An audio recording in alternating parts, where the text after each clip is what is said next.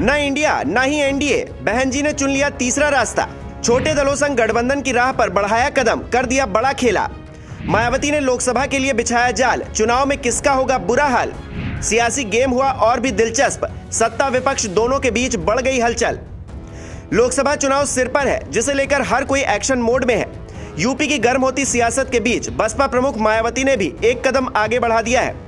अब तक बहन जी के इंडिया गठबंधन में आने की संभावनाएं थी, जिसे उन्होंने पूरी तरह से इग्नोर कर दिया।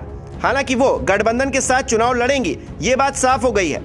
उनका गठबंधन छोटे दलों के साथ होगा, जहां वो पूरा अधिकार जमा सकेंगी। हालांकि उन्हें कितनी सफलता मिलेगी ये तो वक्त ही बताएगा। लेकिन 2022 के यूपी विधानसभा चुनाव में अखिलेश ने जिस तरह से छोटे दलों के साथ मिलकर बड़ा खेला किया था, उसी तर्ज पर इस बार मायावती अपना जाल बिछा रही हैं। खबरों के मुताबिक मायावती जल्द ही हरियाणा में इनेलो यानी कि इंडियन नेशनल लोकदल के साथ फिर से गठबंधन करने वाली हैं। 2019 के लोकसभा चुनाव में भी माया ने इनेलो के साथ गठबंधन किया था, लेकिन आपसी तकरार के चलते चुनाव से पहले ही ये गठबंधन टूट गया। लेकिन इस बार दोनों दलों के नेताओं ने गठबंधन की नींव को मजबूत रखते हुए आगे बढ़ने की योजना बनाई है। बताया जा रहा है कि 10 लोकसभा सीटों वाले हरियाणा में बीएसपी ने इनेलो को गठबंधन की 4 सीटें ऑफर की हैं, जबकि वो खुद 6 सीटों पर चुनाव लड़ेगी। इसी तर्ज पर पंजाब में भी मायावती अकाली दल के साथ गठबंधन की तैयारी में है।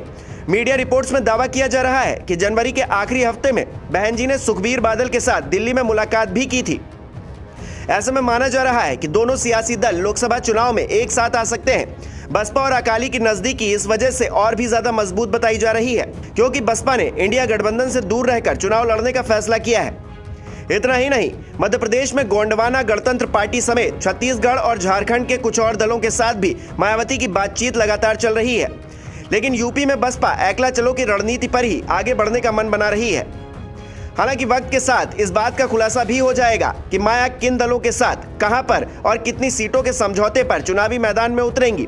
लेकिन फिलहाल रणनीति को लेकर यहां बात कर लेते हैं। दरअसल छोटे दलों के साथ समझौते को लेकर मायावती की अपनी एक अलग प्लानिंग चल रही है।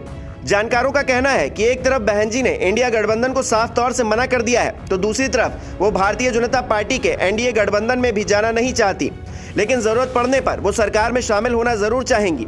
यही वजह है कि बसपा छोटे छोटे दलों के साथ अपनी एक अहम भागीदारी को सुनिश्चित कर रही है, क्योंकि अगर सभी दल मिलकर कुछ मजबूत नंबरों के साथ चुनाव जीतते हैं तो जरूरत पड़ने पर बसपा अपनी भूमिका अदा कर सकती है। लेकिन क्या मायावती अपने इस प्लान में कामयाब होंगी?